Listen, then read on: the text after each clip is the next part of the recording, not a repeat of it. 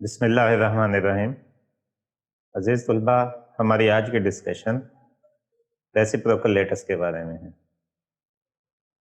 आज हमने कुछ नई चीज़ें सीखनी हैं कि लेटर्स के बारे में तो हमने पढ़ा है, ये रेसिप्रोकल लेटर्स क्या चीज़ है, इसकी क्या अहमियत है, ये कहाँ पे जो है वो इसकी हमें ज़रूरत पड़ती है। इस पे जाने से पहले हम अपने प्रीवियस लेक्चर पर एक नज़र डालते हैं। हमारा previous lecture methods of x-rays diffraction के बारे में था, जिसमें हमने 3 डिफरेंट टेक्निक्स जो हैं या मेथड्स जो हैं वो स्टडी किए कि किस तरह से एक्स-रेज़ की डायफ्रैक्शन को स्टडी करने के लिए डिफरेंट टेक्निक्स जो हैं वो इस्तेमाल होती हैं। और हमने देखा कि डिफरेंट मेथड्स की अपनी-अपनी स्पेशलिटीज़ हैं कि किस काम के लिए कौन-सा मेथड जो है वो ज़्यादा सूटेबल है। जी। तो हमने देखा कि कौन-सा मेथड जो है वो ज़्यादा सूटेबल है। जैसे कि हमने देखा कि लू मेथड जो है, ये क्रिस्टल की सिमेट्री को बहुत अच्छे तरीके से जो है वो डिफ़ाइन करता है। इसका जो पैटर्न बनता है, जिसे आप लू पैटर्न कहते हैं, उसके अंदर एग्ज़ैक्टली वही सिमेट्री होती है जो कि आपके क्रिस्टल की सिमेट्री होती है। तो क्रिस्टल की शेप को डिटरमिन करने के लिए हम इसे इस्तेमाल करते हैं। रोटेटिंग क्रिस्टल मेथड जो है, इसके बारे में हमने ये पढ़ा कि ये बुनियादी तौर पर क्रिस्टल की डायमेंशन फाइंड आउट करने के लिए सूटेबल मेथड है। और इस तरह पाउडर डायफ्रैक्शन मेथड को हमने देखा कि ये इंटरप्लेनर स्पेसिंग फाइंड आउट कर सकता है, डिफरेंट क्रिस्टलोग्राफिक प्लेन्स को आइडेंटिफाई कर सकता है। ठीक है। सो डिफरेंट मेथड्स हैं जिनकी डिफरेंट कैरेक्टरिस्टिक्स हैं, जिनको यूज करके आप ओवरऑल क्रिस्टल स्ट्रक्चर को डिटरमिन कर सकते हैं। तो यही हमारा जो सेकंड चैप्टर है उसका बुनियादी ऑब्जेक्टिव है कि क्रिस्टल स्ट्रक्चर को हम पहले चैप्टर में जो पढ़ के आए हैं, तो एक्सपेरिमेंटली किस तरह क्रिस्टल स्ट्रक्चर को हम डिटरमिन कर सकते हैं। आज की हमारी डिस्कशन रेसिप्रोकल लेटर्स के बारे में है। सबसे पहले हमने ये देखना है कि रेसिप्रोकल लेटर्स किसे कहते हैं। तो पहले जर्नल हम इसको देखते हैं, रेसिप्रोकल लेटर्स क्या चीज़ है। रेसिप्रोकल लेटर्स क्या चीज़ है? डायरेक्ट लेटर्स के बारे में हम डिटेल में पढ़ा कि सेट ऑफ इमेजिनरी पॉइंट्स इनको हम स्पेस में अरेंज करते हैं। रेसिप्रोकल लेटर्स भी लेटर्स जैसी कोई चीज़ होगी, इसका डायरेक्ट लेटर्स से कोई ताल्लुक हो, ये उसका रेसिप्रोकल होगा यकीनन। लेटर्स जनरली जो था उसके साथ आपने रेसिप्रोकल लगाया है, तो उससे ही एक्चुअली इसकी डिटर्मिनेशन होती होगी। तो इसके कुछ पॉइंट बाय पॉइंट अगर इसको समझें तो आसानी से अंडरस्टैंड किया जा सकता है। किसी भी रेफरेंस पॉइंट से आर्बिट्रेरी पॉइंट को ओरिजिन लेके हम प्लेन्स पर नॉर्मल ड्रा करते हैं, परपेंडिकुलर ड्रा करते हैं। उस परपेंडिकुलर पर पॉइंट मार्क करते हैं एट स्पेसिफिक डिस्टेंस, जो कि रेसिप्रोकल लेंथ के बराबर होता है, रेसिप्रोकल ऑफ इंटरप्लेनर स्पेसिंग के बराबर होता है।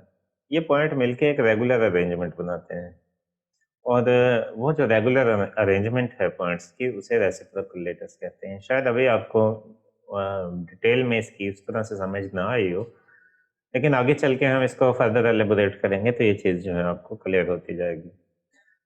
तो चूंकि डिफरेंट प्लेन्स पे नॉर्मल ड्रा करते हैं, और जिन प्लेन पर नॉर्मल ड्रा किया जाता है उनका इंटरप्लेनर स्पेसिंग लेते हैं, उसका रेसिप्रोकल लिया जाता है। तो जितना ही उस रेसिप्रोकल की लेंथ बनेगी, उतने फासले पे फ्रॉम द रेफरेंस पॉइंट एक पॉइंट मार्क कर देंगे।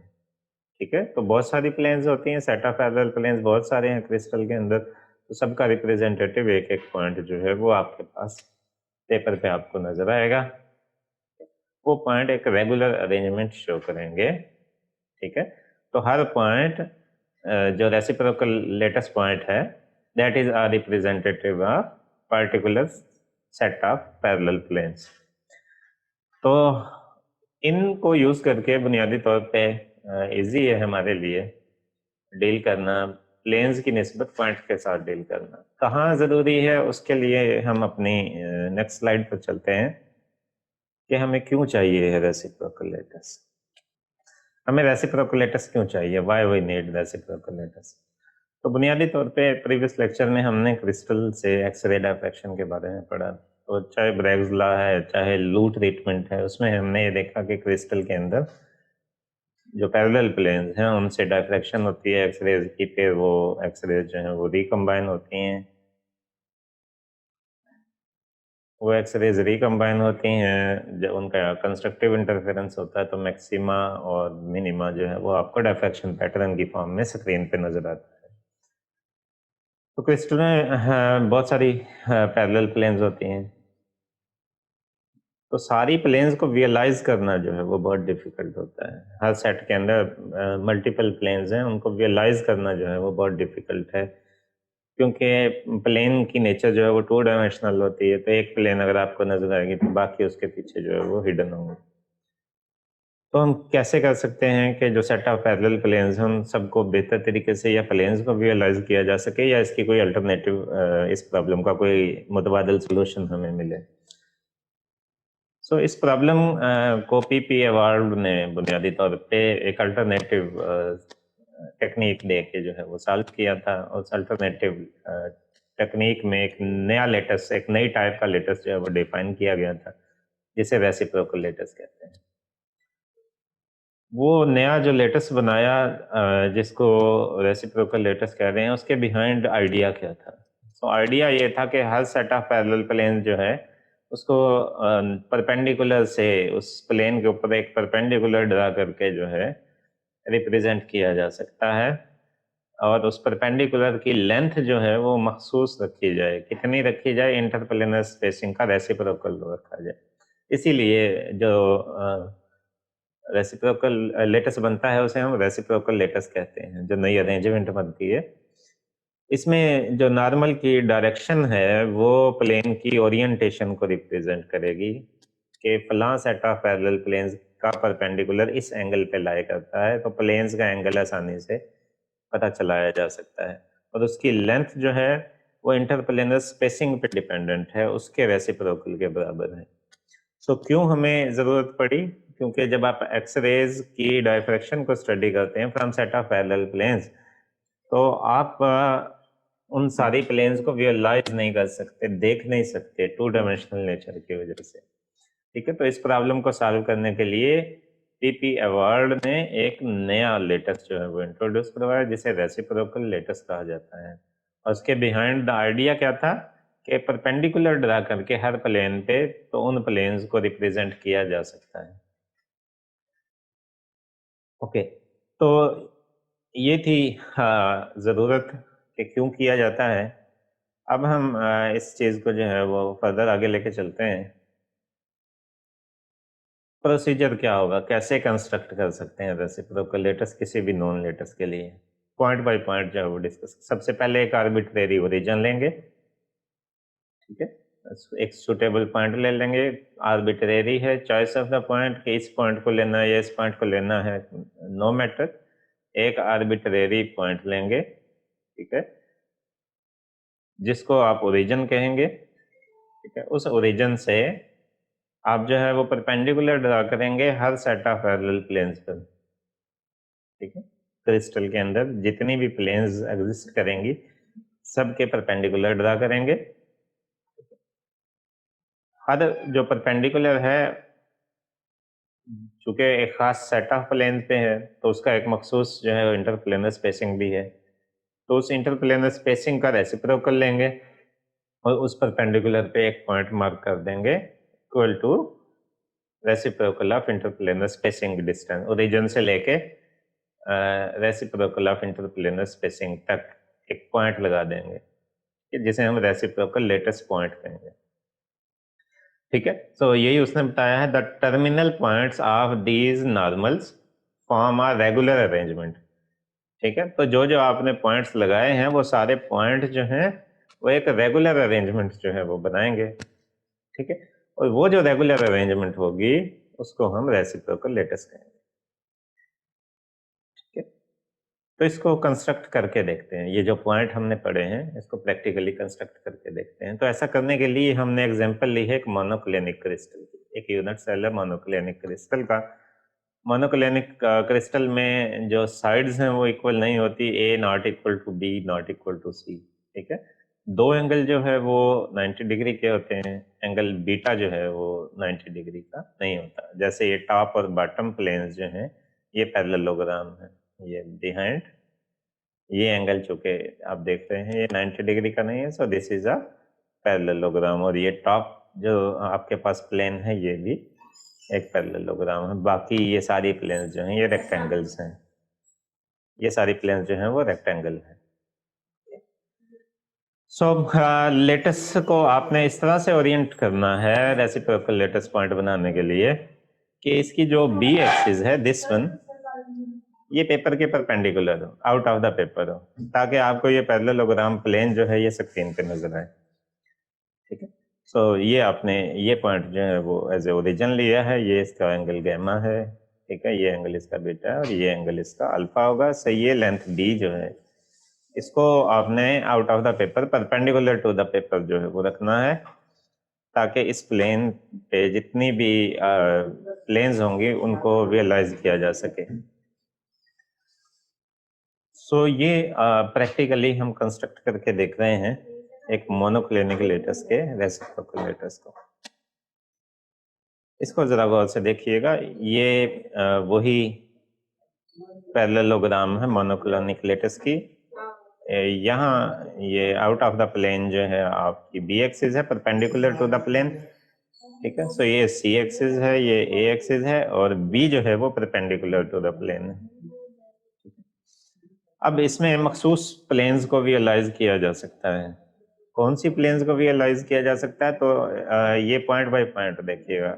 सबसे पहले हमने क्या कंसीडर किया, प्लेन्स ऑफ टाइप H0L, के की वैल्यू को 0 रखा है।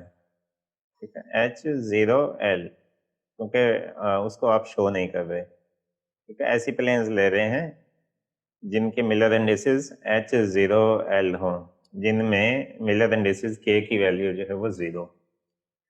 ठीक है, क्योंकि आप उनको फिलहाल विजुअलाइज नहीं कर सकते, पेपर पे आप 2 डायमेंशन इमेज जो है वो देख सकते हैं। ठीक है, ये सारी प्लेन्स ऐसी होंगी जो बी एक्सिस के पैरेलल होंगी। ये सारी प्लेन्स ऐसी होंगी जो बी एक्सिस के पैरेलल होंगी। इन सब पे जब आप परपेंडिकुलर ड्रा करेंगे तो वो शीट पे पेपर पे आपको नजर आएगा। ठीक है, hence normal of these planes lies in the plane of the paper. तो इनमें जितनी भी प्लेन्स जो बी एक्सिस के पैरेलल आएंगी, B out of the paper है, तो इसके ये देखें जैसे ये मेरी फिंगर है। ठीक है, या out perpendicular to the screen है, तो इसके पैरेलल जितनी भी प्लेन्स आएंगी किसी भी ओरिएंटेशन पे लाई करते हो, ठीक है, ये इसके जितने भी पैरेलल हैं, इन पे जब आप परपेंडिकुलर ड्रा करेंगे तो वो पेपर के प्लेन के अंदर जो है वो आएगा नजर, आपको आसानी से आप उसे देख सकते हैं। ठीक है, so planes perpendicular to the plane of the paper are represented by lines.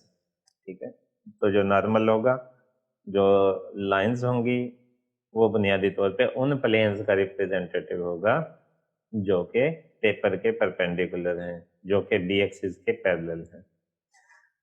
ठीक है, सो लाइन 101, ठीक है, ये लाइन 101 है। ये देखें, इसमें के की वैल्यू जो है वो 0 है, 101 है या 201 है। ठीक है, ये जितने भी पॉइंट आपको नजर आएंगे ये सारे के सारे किसी ना किसी प्लेन का रिप्रेजेंटेटिव है। यहाँ पे प्लेन को 2 डायमेंशन में आप एक लाइन की शक्ल में दिखा रहे हैं, जैसे 101 ये आपकी प्लेन है, ये हमने इसके मिलर इंडिसेस लिखे हैं। ठीक है, इसमें सी भी 1 है, इसमें ए भी 1 है और इसमें बी जो है वो 0। 201 है, 001 है या 100 है। ठीक है, तो बारी बारी एक एक प्लेन को जो है वो लेके देखेंगे। ठीक है, और फिर उसके लिए जो है वो देखेंगे हमने किया गया है। तो normals are drawn to the planes H0L, ये बात ध्यान में रखनी है। हमने 2 डायमेंशनल व्यू लेना है। Normals are drawn to the plane H0L, के की जगह आपने 0 पुट किया है। Lengths are taken to be 1/d H0L। So H और L की वैल्यू डिसाइड करेंगे कि नॉर्मल किस डायरेक्शन में ड्रा होना है। अब मिसाल के तौर पे ये बॉटम प्लेन आपकी है 100। ठीक है, ये इसकी पैरेलल प्लेन है। आप मेरे मार्कर पे फोकस कीजिएगा, पॉइंटर पे, ये 100 है। ये देखिए ये उसकी पैरेलल प्लेन है। तो इस पैरेलल प्लेन पे ये ओरिजिन से आपने परपेंडिकुलर ड्रा किया, दिस इज द परपेंडिकुलर। ठीक है, ओके। और आपने जितनी ये लेंथ बनती थी इसका रेसिप्रोकल लिया तो ये पॉइंट आपके पास बना, इस पॉइंट पे आपने लिख दिया 100, ठीक है। सो जो प्लेन का नेम था वही आपने पॉइंट का नेम जो है वो मेंशन कर दिया। तो अगर दरमियान में आप यहाँ पे प्लेन ड्रा कर लेते 200, ठीक है, या डबल डिस्टेंस पे कर लेते तो उसका पॉइंट ये आएगा, ये 300 का पॉइंट आएगा। ये सारी पैरेलल प्लेन्स हैं, 100, 200, 300। तो हर प्लेन का कॉरस्पॉन्डिंग आपके पास जो है वो एक पॉइंट मौजूद है, और ये पॉइंट डिफरेंशिएटेबल हैं, डिफरेंट डिस्टेंस पर लाई करते हैं, इसलिए आसानी से देखे जा सकते हैं, राइट। इसी तरह अगर आप इस प्लेन की बात करें, दैट इज इस प्लेन की अगर बात करें तो ये 001 है। इस प्लेन की अगर बात करें तो दैट इज 001। ये आपने इस प्लेन के परपेंडिकुलर ड्रा किया, ये आपने इसके परपेंडिकुलर ड्रा किया, ठीक है। ये देखें, ये प्लेन है हमारी, ये इस पे नॉर्मल है, ये परपेंडिकुलर है, ये हमने परपेंडिकुलर ड्रा किया, ठीक है। तो इन प्लेन्स का ये इंटरप्लेनर स्पेसिंग है, परपेंडिकुलर और shortest distance between parallel planes. इसका रेसिप्रोकल लिया तो जितनी उसकी लेंथ है, ये लेंथ जो है ये होगी 1/DHKL, यानी 1/D001। तो ये पॉइंट आ गया आपके पास, ठीक है। इस तरह आप जो है वो क्रिस्टल में डिफरेंट प्लेन्स जो है वो ड्रा करते जाएंगे।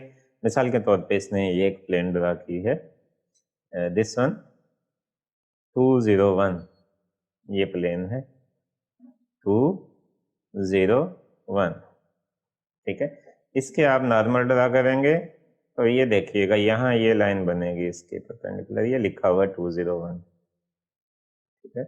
आप मेरे कर्सर को देखते जाएं, ये लाइन 201 से ओरिजिन को मिला दें तो ये लाइन जो है ये इसके नॉर्मल होगी। फिर आप जो है वो इसका जितना भी इंटरप्लेनर स्पेसिंग आएगा उसका रेसिप्रोकल लें, ठीक है।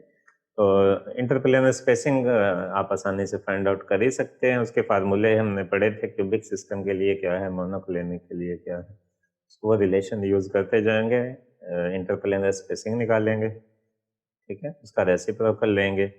तो जैसे भी प्लेन पे आपने नॉर्मल ड्रा किया है उस पर आपने पॉइंट मार्क करना। अब आप ये देखें कि हमने ये डिफरेंट प्लेन्स पे पॉइंट मार्क किए थे, इनमें एक रेगुलर पैटर्न है, 001, 002, 003, ठीक है। अब देखें 100, 101, 102, 103, ये देखें एक बिल्कुल सेट पैटर्न है, 200, 201, 202, ठीक है, 300, 301, 302। इसको आप चाहे जितना चाहे जो है वो एक्सटेंड कर सकते हैं आसानी से। अब ये तो आपने ये किया था कि बी जो है उसके पैरेलल जो प्लेन्स थी वो आपने विजुअलाइज की थी। जब आप 3D में डील कर रहे होंगे तो फिर तमाम एच के एल कंसिडर करेंगे, ठीक है। उसमें के भी जीरो हो सकता है, उसमें एच भी जीरो हो सकता है, उसमें एल भी जीरो हो सकता है, तमाम को कंसिडर करेंगे। तमाम में जो प्लेन्स मौजूद होंगी उनके परपेंडिकुलर ड्रा करेंगे, तमाम में जो इंटरप्लेनर स्पेसिंग होंगे उनका रेसिप्रोकल लेके पॉइंट मार्क करेंगे। अब चूंकि आप ये काम 3 डायमेंशन में कर रहे हैं तो 3 डायमेंशन में जब आप सारे पॉइंट्स को मार्क कर देंगे तो एक 3D अरेंजमेंट आपके पास आए। अभी तो ये आपको पेपर पे 2D नजर आ रही है ना, क्योंकि पेपर पे 3D ड्रा करना डिफिकल्ट है, ठीक है। तो इसलिए हमने 2D की एग्जांपल लेके इसको अंडरस्टैंड किया है। अदरवाइज आप इसके अलावा भी प्लेन्स ले सकते थे, सारी वो प्लेन्स नहीं लेनी जो बी के सिर्फ पैरेलल हों, जो ए के पैरेलल होंगी वो भी लेंगे, जो सी के पैरेलल होंगी वो भी लेंगे, सब पे नॉर्मल ड्रा करेंगे, सब पे जो है वो रेसिप्रोकल ऑफ इंटरप्लेनर स्पेसिंग के बराबर जो है वो पॉइंट मार्क करेंगे, जिसको आप रेसिप्रोकल लेटेस्ट पॉइंट कहेंगे। तो सारे पॉइंट मिलके भी एक रेगुलर अरेंजमेंट बनाएंगे और उस रेगुलर अरेंजमेंट को हम रेसिप्रोकल लेटस कहेंगे। सो ये हमारा एक इंट्रोडक्टरी लेक्चर था रेसिप्रोकल लेटस के बारे में। मैं उम्मीद करता हूँ कि आपको रेसिप्रोकल लेटस की बुनियादी जो एक ढांचा है, स्ट्रक्चर जो है उसकी समझ आई होगी। इसकी फर्दर डिटेल हम अपने अगले लेक्चर्स में कवर करेंगे। तो आज के लिए यही हमारी डिस्कशन थी। मैं उम्मीद करता हूँ आपने आज कुछ नया सीखा होगा, आपको इसकी समझ आई होगी। स्टिल अगर किसी के ज़हन में कोई कन्फ्यूजन हो, कोई पॉइंट्स हों, तो वो आप मेरे साथ डिस्कस भी कर सकते हैं। आज के लिए इतनी थी हमारी डिस्कशन, इजाज़त दीजिए। अल्लाह हाफ़िज़।